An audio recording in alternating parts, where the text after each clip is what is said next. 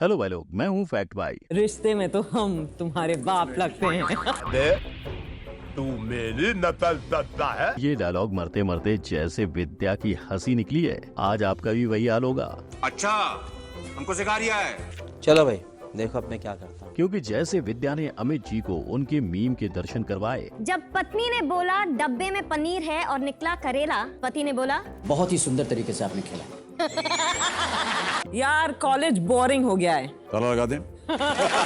कुछ वैसा ही आज फैक्ट भाई आपको केबीसी के वो मीम्स दिखाएगा जो अमर हो गए। और इस लिस्ट में सिर्फ मीम्स के मीम नहीं, मोदी जी और राहुल गांधी की केबीसी की सीक्रेट एंट्री भी है। पर उन्हें और मीम्स देखकर आपके ठाकों पे नॉन स्टॉप का बोर्ड लगे, उससे पहले फैक्ट भाई बता दे कि आज फैक्ट भाई ने मीम ही नहीं, मीम में पूछे इस सवाल का जवाब भी ढूंढ लिया है। आइए शुरू करते हैं। नंबर 1, केबीसी ठग लाइव, दया दरवाजा तोड़ दो। ये किस शो का डायलॉग है? आपके ऑप्शंस हैं। ऑप्शन ए, तारक मेहता का उल्टा चश्मा, बी, साथ निभाना साथिया, सी, सीआईडी और डी, कुमकुम भाग्य। अब मेरे साथ 3 की गिनती पे जवाब बोलो। 1 2 3। सी, सही बगड़े, सीआईडी। और फैक्ट भाई सीआईडी को बीच में इसलिए लाया है क्योंकि यही है अगला मीम। तो हुआ ये कि केबीसी के सीजन 8 में सीआईडी की टीम पहुंची और उन्होंने सवाल जवाब तो ठीक ठाक किए, पर उसके बीच अभिजीत ने उनसे सवाल कर दिया जो सबको हॉट सीट पे बैठ के सवाल करते हैं। और अभिजीत का अमित जी से सवाल था ये, ऐसी एक पिक्चर का नाम बताइए जिसमें विलन ने आपको मारा लेकिन आप उसका कुछ भी नहीं कर पाए। इसका जवाब अमित जी ने बखूबी दिया। दीवार। जी सर। दीवार जो दूसरी दीवार बनी थी। जी सर, दूसरी दीवार। और अभिजीत ने ये सवाल इसलिए पूछा था क्योंकि वो विलेन कोई और नहीं, वो खुद थे। तभी उन्होंने अपना डायलॉग भी मौका देख के चिपका दिया। आज के बाद खाना पीना सब बंद इन कुत्तों के लिए। पर अमित जी तो ठहरे हीरो। इस डायलॉग के जवाब में उन्होंने भी डायलॉग चिपका दिया और मीमर्स ने ये मीम बना दिया। तो मेरा जवाब भी सुन लीजिए। पहरेदारी आप करते हैं और हमको कुत्ता बोलते हैं। नंबर 2, बिल्लो बग्गे बिल्लिया। अगर मैं आपसे पूछूं कि क्या आप इसका जवाब दे पाओगे? नहीं ना। बिल्लो बग्गे बिल्लियां दा की करेंगी, बग्गे बग्गे बिल्लियां दा की करेंगी। वेल फैक्ट भाई आज आपको इसका जवाब बताएगा, लेकिन इससे पहले देखते हैं कि कैसे इस गाने को केबीसी के एक प्रश्न पर जोड़ के मीम बनाया गया। 16वां प्रश्न 7 करोड़ रुपयों के लिए। हिमानी जी आपकी स्क्रीन के ऊपर ये रहा। बिल्लो बग्गे बिल्लियां अदा की करेगी, बग्गे बग्गे बिल्लियां अदा की करेगी। पर आपका पेट हंसी के मारे दुखने लगे उससे पहले मैं बता दूं कि इस मीम में जो महिला बैठी है उसने सच में 1 करोड़ जीते थे। इनफैक्ट वो केबीसी की पहली दृष्टिहीन करोड़पति भी बनी थी और इनके लिए 7 करोड़ की तिजोरी भी खुली थी, पर गलत होने के डर से इन्होंने क्विट कर दिया। पर भाई लोग चलिए अब असली जवाब सुनते हैं। बिल्लो बग्गे बिल्लिया दा की करेगी मतलब सीधा है। शायर लड़की को कह रहा है कि नीली आंखों वाली लड़की गोरे रंग वाले लड़के का क्या करेगी। इस चीज से शायर का ब्लड प्रेशर बढ़ जाता है। और वहीं दूसरी लाइन में शायर बोलता है कि तुम्हारे बाल भी काले, कपड़े भी काले पहनती हो, तो मेरे काले रंग से क्यों भागती हो? यानी अब समझ गए ना? तो वेल जाइए और अपने दोस्तों को भी समझाइए। Number 3, friendship goals. दुश्मन न करे दोस्त ने वो काम किया है। और जो काम किया है वो तो आप कभी इमेजिन भी नहीं कर सकते। अगर फैक्ट भाई आपसे भी पूछे कि टप्पू के पापा कौन है, तो जाहिर है कि आपका जवाब होगा जेठालाल। पर नहीं, आपका जवाब ही नहीं, 15 सालों से शो में भी गलत बताया जा रहा है। क्योंकि जब यही सवाल केबीसी में पूछा गया था तो कंटेस्टेंट ने जेठा, चंपक, हाथी और तारक में से तारक मेहता को चुना। और जब ये उत्तर लॉक हुआ तो कंटेस्टेंट 2000 रुपए भी जीत गया। और आप बिल्कुल सही हैं, 2000 जीत गया। पर आप भी चचा जी की तरह चौंक जाओ उससे पहले फैक्ट भाई आपको बता दे कि ये बस एक मीम था।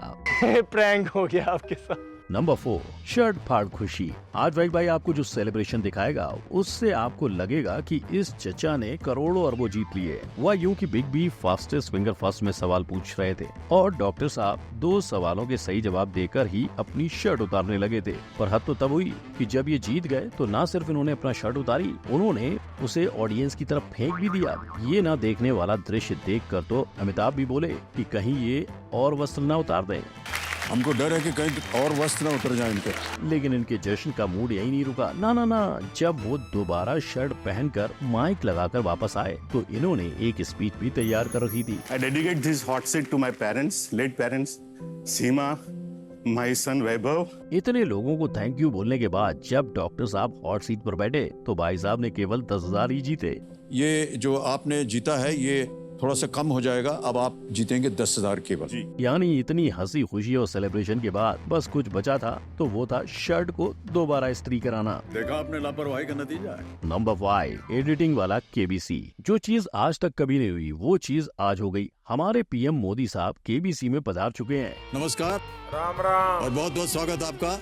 बहुत अच्छा लग रहा है आपसे मिल, मुझे खुशी हो रही है। अरे रुकिए, अभी तो मीम बाकी है मेरे दोस्त। इस एडिट से मोदी जी को 1 करोड़ का सवाल भी पूछा जाता है। चित प्रदेश का उपराज्यपाल नियुक्त किया गया। Ladakh, B Chandigarh, C Jammu and Kashmir, D Puducherry. अब चाहे बाकियों को इसका जवाब ना पता हो, लेकिन इसके ऑप्शंस में जम्मू एंड कश्मीर दिखते ही मोदी जी ने ऑप्शन सी लॉक कर दिया था। जम्मू और कश्मीर लॉक कर दिया जाए। बिल्कुल। लेकिन बस मोदी जी ने इस एडिटिंग वाली केबीसी में पप्पू के नाम से जाने जाने वाले राहुल गांधी को भी बुलाया गया है। आपके लिए मैं पप्पू हूँ। और जब इन्हें पूछा गया कि कौन सा देश सबसे ज्यादा बार हॉकी जीता है तो राहुल बाबा तुरंत आंसर देते हैं पाकिस्तान। पाकिस्तान पाकिस्तान पाकिस्तान, जो कि सही उत्तर भी है। पर हंसी तो तब आती है जब इनसे पूछा गया कि इतनी धनराशि का वो क्या करेंगे। ऐसी मशीन लगाऊंगा, इस साइड से आलू घुसेगा, उस साइड से सोना निकलेगा। मगर जहाँ इनका एडिट इतना मजेदार है, सोचो अगर यहाँ बाबू भैया आ गए तो। ये मुंह से सुपारी निकाल के बात कर रहे बाबा। नंबर 6, पारिवारिक केबीसी।